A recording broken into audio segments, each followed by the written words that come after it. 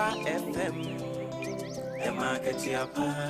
SOMPA TV, Emanijie, SOMPA TV, Emanijie. Oh, wisdom ni mitie SOMPA FM, SOMPA TV.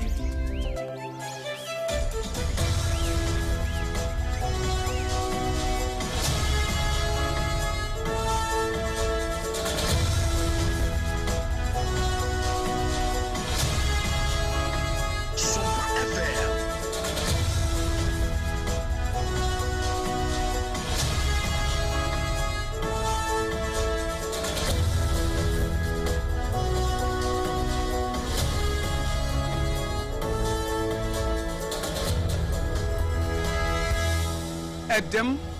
abo nonsia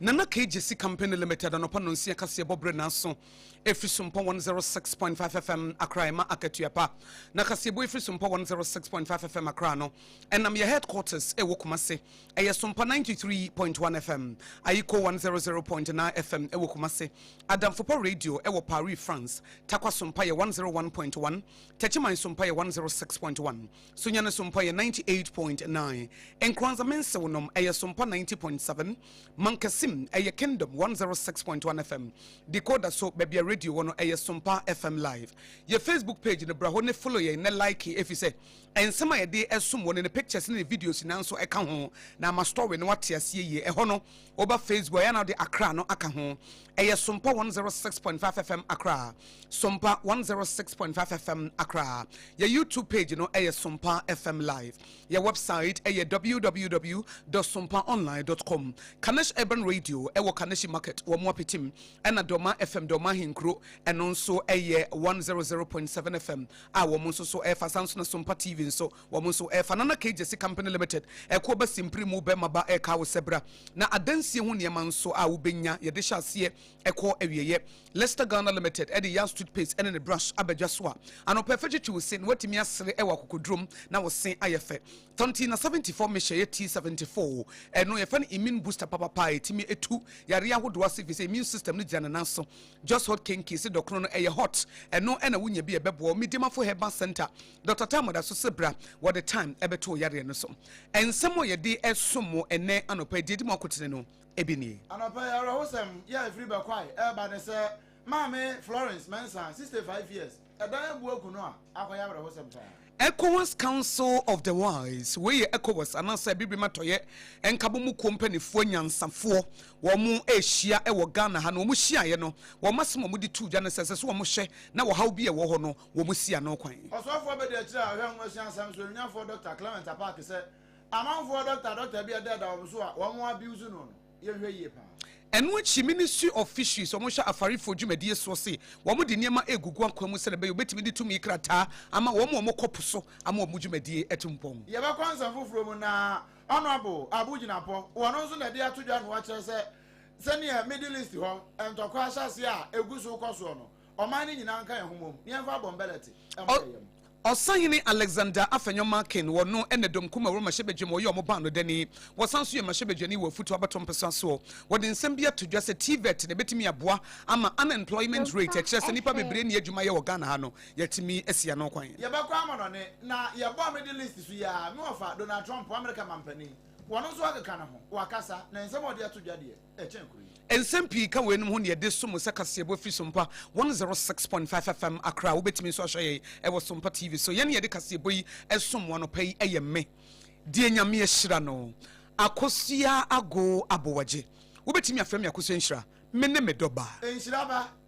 odoma nkoma chia me obrempon nana kwaku ampoma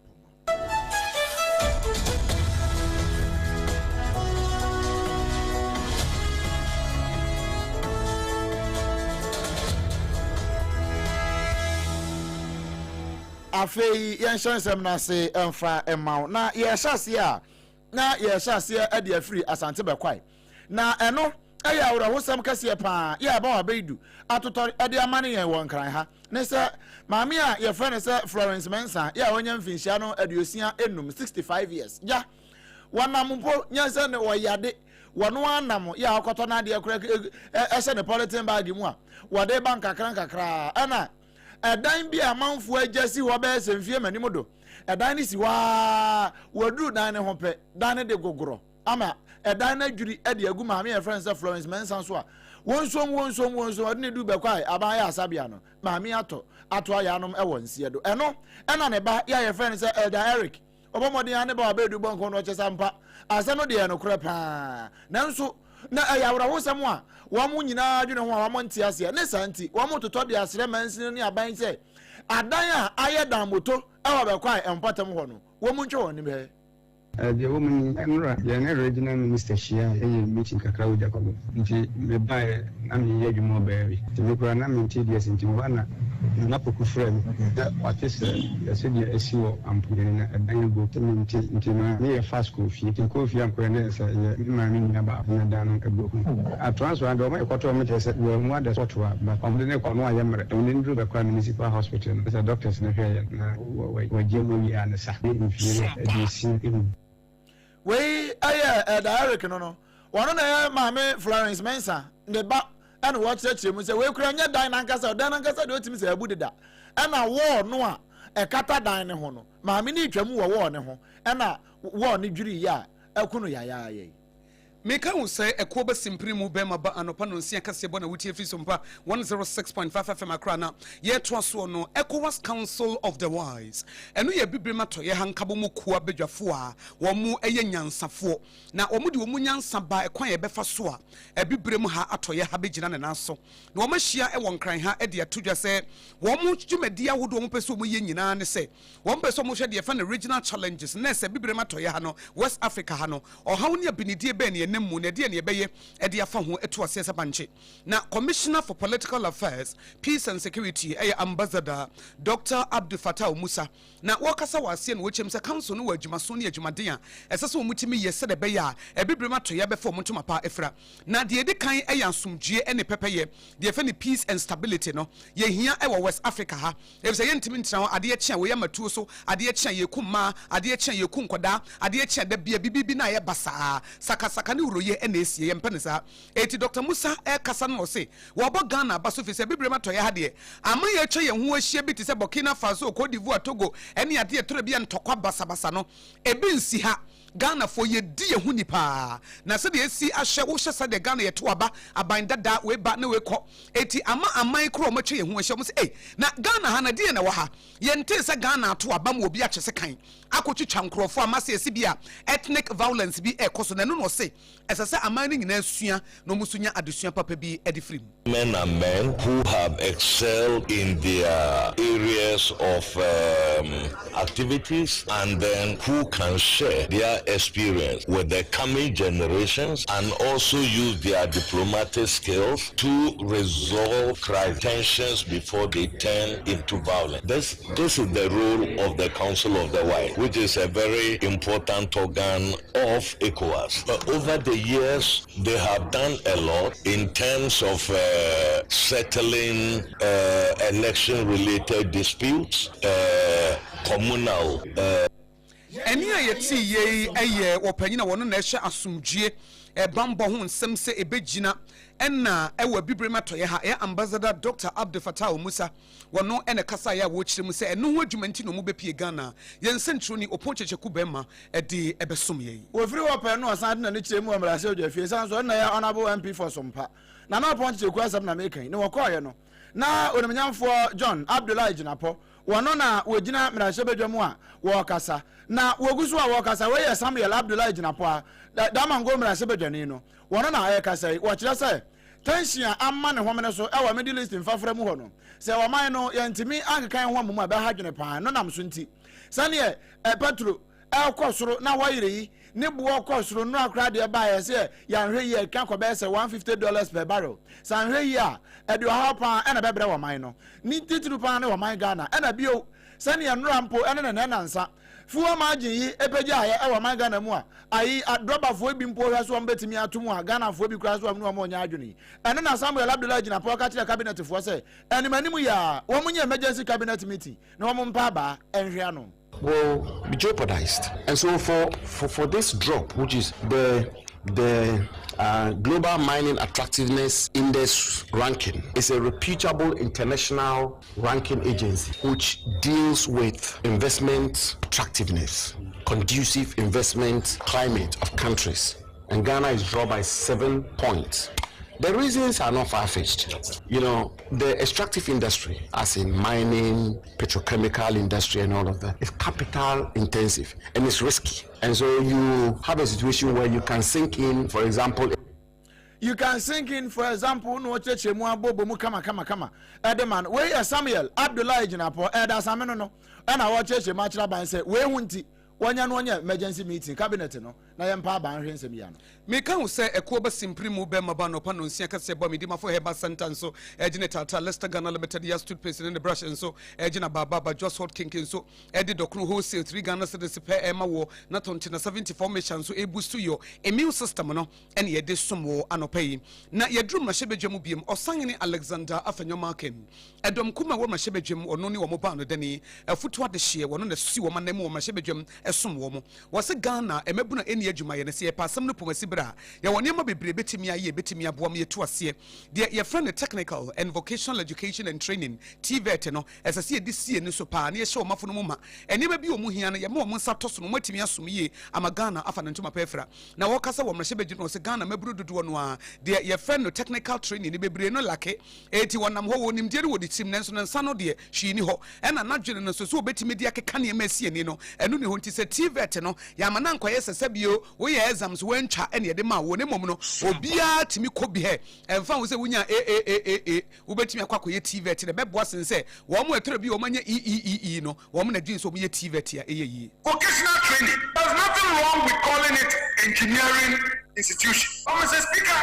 there's a huge space where our youth lack technical education. We are investing in formal education, helping our children to earn white-collar job certificates. So he has a degree and he looks down on some apprenticeship that would have even created opportunity for him. I think the policy should be broader, and I'm happy the Minister of Education is here. They are making a huge mistake. We complain about Galamsey, but a lot of them are frustrated and they are there.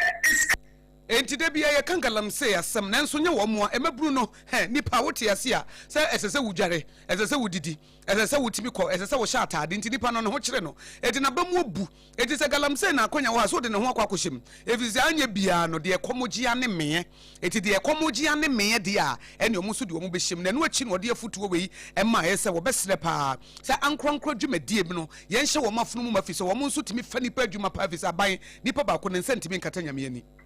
we create the opportunity for education. Let us equally be serious about what will create the jobs. Support for the private sector. Opportunities for those who would want to go into industry. Focusing on technical and vocational education. Making apprenticeship attractive so that there will be equity, there will be balance. Somebody who has the knowledge will not necessarily say, I am going to university for a degree to become somebody in society. But somebody who goes to learn welding and learns it well and goes through a period of training will be proud of being a welder because his bread will be battered as a eni ayeti ye osahene Alexander Afenyomaken wono eyedom kuma ewo mrehye bedwempa no dani wono ansoso ena efutu ade hye wosi wo manem no ponchechekuti ntim asemi ede ebesom sompa etiefo na yede ani kiremu awo ensam foforo enso emusha ne nso sa na nakoye de si company limited anapa no nsia kase no ana wasungusu a utie na wani gusu nso a wo hwe ewo sompa TV so no osofo abedi ya kire ya hwe ngomasu ansam so o my Ghana mu eye Dr. Clement Apart ono de ne doctor no gita kefo nim no na wono na yatoto de sire se obahwe akurase doctor watete haban kra wase o ye doctor wonyi ntitiye bi amfiri doctor adwuma num enso wase o ye doctor obawo bi se from doctor hwan doctor de ben enso obahwe no wono ha na atwo doctor no e de ato ne ho so eno na wo ka e de ache saafo ni nyina se wono mu hwe yie na gita kefo nya wo won betwa ba ahwe wo se Ghana ha yo no emra ewo ho ansa na ye betwa doctor na wa koje ntitiye ewo school se obesa yare anase wa ko school ekodu newiye emone doctorate PhD enti se unkoje ntitiye se obesa yare anase unko school na kodu newiye na ya ma PhD a wontumi ɛmfrɛ wo ho doctor ɛno mpo no sɛ woyɛ obi a wayɛ biribi a ɛsombo a school bi wɔ hɔ na sɛ wompɛ sɛ ɔmobɔ wɔ aba so a wɔmmɛtumi ama wo doctorate ɛno no yɛfrɛ no honorary doctorate wontumi ɛmfa nkawdin mu honorary doctorate no ano de kan di ho kura nyɛ yie ano de da ya de ma ono nko na ɛyɛ adwuma wɔ ba bia ya de ma wo ne nko wonya free wa ahye agu hwɛ yie no anko yusu nya sa agye take fo kyewa wɔno be ha pa we ya doctor Clement Park no Leicester Ghana Limited omo de young toothpaste in the brush abedwa so and no pay me se fetwichi wo sinti sire kakra me ha de so wobetimi asere wa kokodru ma gisa wo sin efe na wo sin efita na wo de Leicester Ghana Limited young toothpaste in the chichi wo sin eti na ma wo sin wo numu aye hwam no na de toso biem no brush na wo de chichi wo sin ehia pa yes ne yenchichi ni se ne yenchichi ni se ne yenchichi ni se da bi ye to ye boase na asa circle na wo ye ni se na wo de kɔ na eba it is a brush na Leicester Ghana Limited ye ba ne Bristols ne ye kama na entutu basa no eno ene ye de eye adwuma na Leicester Ghana Limited young toothpaste ene ne brush eno ene yasomu wo mo na de aba young toothpaste edwa so de se wo kɔ na se wo hu se yas product bia wo dwa so a na wo tu de efise fa na busua nkyemfa young toothpaste young toothbrush ene yo young toothpaste young toothbrush ene yo young toothpaste young toothbrush ene da ho no se young total care no ho gel no ho hairbar no ho etu wanum ne wo tekyerema so wonim se nyame yadoma 20th March ya no ye nyina ye celebrate say a World Oral Health Day na say ye num adwuma wiase nyina World Health Organization agya tomu etu oral health ne hia oral health no so de wo be ye ne yi a na che say young toothpaste and the brush so won kran no afre 0501619588 0501619588 and akomase for mo afre 0501390338 eh 0501390338 na eno no na na koi jesi company limited no pa no nsia kase bo no na adansie ho ne ma ede chance ekowie eko ba simprimu akache na wo benya say ye nadoa say ye plywood say ye building wires say ye cement say ye iron rods and so roofing sheets no ehwa sa wo do ho bodonto na dondon so asawo wo mantam a wo Ghana dunsia ne nyinara wo behu no ho ne nkrabata na apeti wo Ghana ha ba bia etiza wo kopantanjo abense paseta no so ntribo ho etimatim fumaso asa mankase wonchi tonse kaso de po abija nkwanta achemodan nyina hine takora de sunyane kaso papa se number 1 tachiman poko ase Tantra Hills kwahyeman Iron City Boshen Breman akweteman adade ntem se ho nyina numbers ne guso no ebo bia wo befre no benya wo de eko ba simpremu be ma se bra na beje free consultation yen kire okwan efa so si dan bra na beje kwan efa so si dan visa dodo no a munim kwan efa so si dan ti da bia na amazing for carpenter for any architect for na wo mu bumu bra ya beto say what the design ne ba foundation we na pesa wo to cement dodo a wo hia nie iron rods dodo a wo hia nie na eno eye ko ba simprimo na free delivery so eye adwuma eti no an say wo be frɛ no e wo 0204355040 eye 0204355040 na eno ano no just hold kinky eye 3 Ghana cedis eye 3 Ghana cedis eye dokono aye tu no wholesale say wo ye party wo ye yie na wo pese dokono no ye package ma wo ye customize ma wo so wo pese de shito kruma pese de fish kan wo saadi ye betimi aye ne kama ne de ama ne amu aso ante say dokro no de eye hot ne dokro no timi si wo 3 days na enyu na ne ma ode agum no de bebro otimi say hey dokro we ye dokro eye moton yellow corn a vitamin A wo mu no ene ye de aye enti na me kamfo de ama wo say so pese wo ye kenke party wo office ya eye afre just hot kenke say wo ye na wo pedokro say wo ho a fre just hot kenke say wo ye wedding na wo pedokro na fre just hot kenke ena wo anso say wo ton dokro na wo pese wo bete penten kwa akojuma to ebrodi akonika akwa yamo a eno nso obefre just hot kinky na number ne ye ba ko pe eye 0256068832 eye 025 606832 TBM 025606832 na no ano no T74 na se tonti na 74 mission no se nipadua na ekuta wo nyame ye nyansafo eti nipadua kwa no wodi niam bia wurawura mu a ema wo nyare basa ye fa ne immune system na sa immune system na yare bia betimi abawura nipaduam na watofo mu na ayemre enti Kenya no ansa na wato wote ase Kenya no ansa na wato na de wodi be Kenya no ansa na wato no eye T74 tonti na 74 mission no ɛno na betimi aboa wo obi wo ha ekuro to we chance na ewu obi wa na djukura wuntimi kura na fi so wutimi jonso saa be 10 times ansa na de achi osa edi wo yefuru mu akoniaba T74 tontina 74 mesha body ma me T74 tontina 74 mesha eno no emin booster papa it is a wo pedudu otu na wo Okanshi drug lane anase Kumasi Ashtown na wo dem kan wo see the DHC Afra na FDA agiatumu number na yemienu eye 0246073498 bo eye 0246073498 and 0501628931 eye 0501628931 and one no medima for herbal center Dr. Tamo da suni ebra na yemfa time ento yare so ade ntia if say yempesa wo beche on wo ba abasa hareso mrikatente no wanya yare sana woko eye ewonya T74 anom no na se bia wo fa ba bi mpo adwetwo wo bia wan nom ne ntam eti wo kopie medima for herbal center ne ahwe wo ntam eti Dr. Tamo da so Dr. Dujamfi enya nwanwa so age abaso bo Ghana ne amono ne Ghana fo nyina age atomu eti yare bia ye kronkro malaria ukotodwe wo fa baabi na adwedwe obra na yenhyama ontentem kura basa haresuru mikatente enti se wo frɛ medima fo herbal center Dr. Tamo da so a obi anim se nkran ha ya frɛ no am oba bedru ha na edan bia wo kukuru manhye bia wo kukuru edi asipoku ase ma ya wudru ha beka se mamenna se de edan na efe no sa na yare sanso ofe so ate ase se de edan na efe no sa na yare sanso efe eti poku ase mayira eti frɛ no 0244774282 0244774282 na 050-072-7215 050-072-7215 medima for herbal center udima for enoha ugusu etie kase bo FRISOMPA 106.5 FM Accra.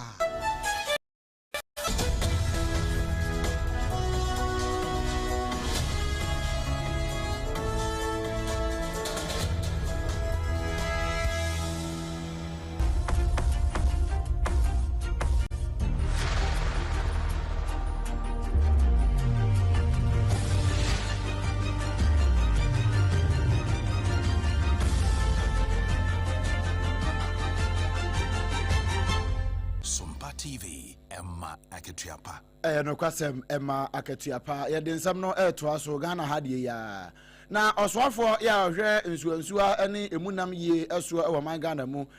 Maame Emilia Arthur. Ono na de atodwa no wo chese no kre.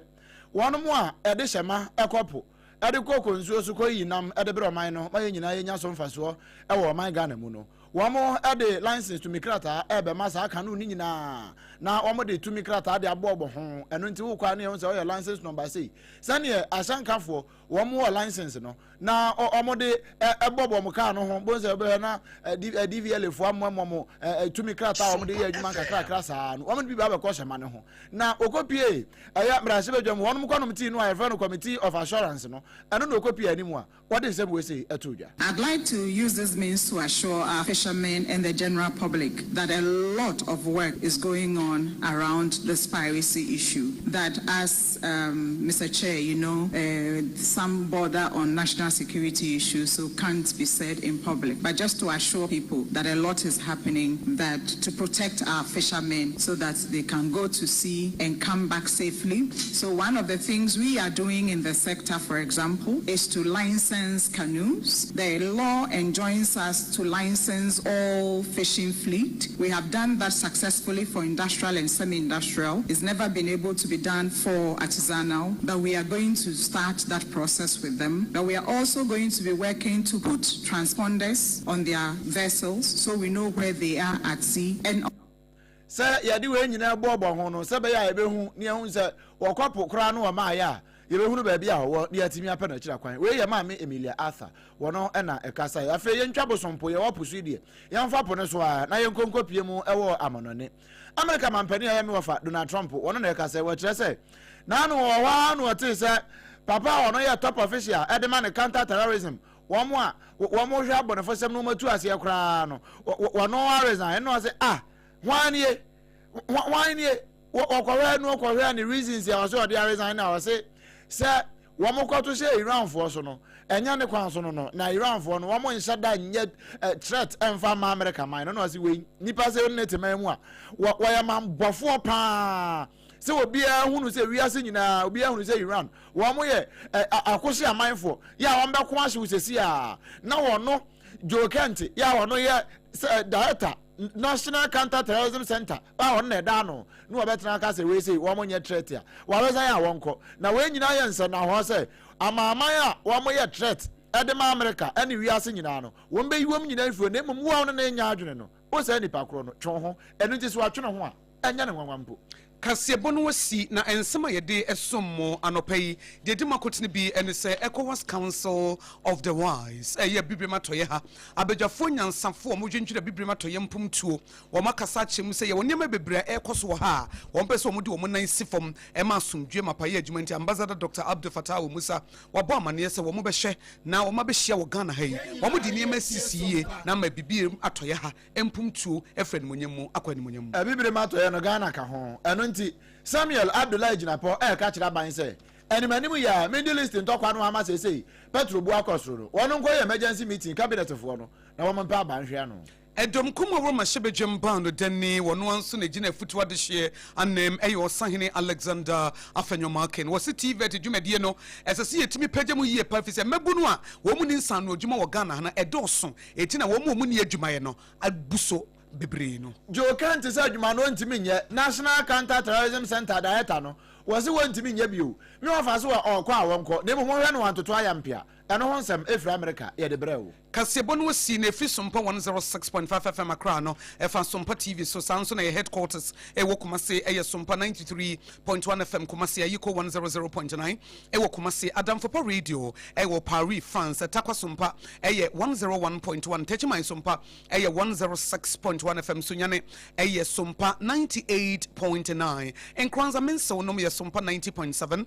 and Mankasim e Kingdom 106.1 FM decoder so baby radio no e honso wo de to SOMPA FM a wo benya ye Facebook page no ye SOMPA 106.5 FM Accra and a YouTube e SOMPA FM live your website e www.sompaonline.com nsem ni nyina ya kuchire ne brofo kasemo a wo betimi akenkan Kanesh Urban Radio so Kanesh Market dam and Doma FM Doma Hinkro e 100.7 FM Doma ho nyina e ho e no manfo etie e koba simply mu bema ba woton adansie ho niema ahyase kwa wiye ne bo ye chidom emma ekukuru kase boy soya ya de esom Samson Leicester Ghana Limited yan stood pace and the brush so kan one pay eye chichu se no watimi dia kokoduro akasa no wonu nso aye sham medima for Herbal Center Dr. Tamboda so sebra pokwase mayira no for time ento yade no so 74 mishe ye T74 emin booster papa se wunya bia na chesa mpa yare de wona ne tonkwanta wapai just hot kinky eye 3 Ghana so sepe o mo ye customized delivery enti wo base ye de shito mekoka woni nyina na se wo befre wo mo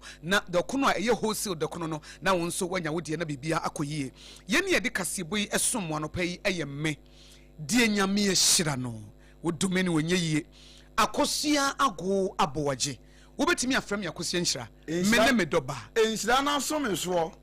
obrempon na kwaku ampuma odoma akoma chia me ne me yadamu nyina se amamumu enitie yetiefo yadamase se mo ne yekona kra na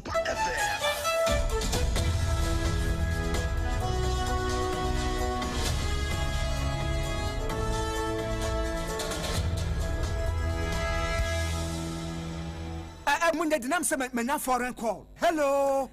papa wodoba do be new se me feel London eko US na no kra wo kru kra fra me bo mamania na papa mo ho te sei awurade aduma haboko na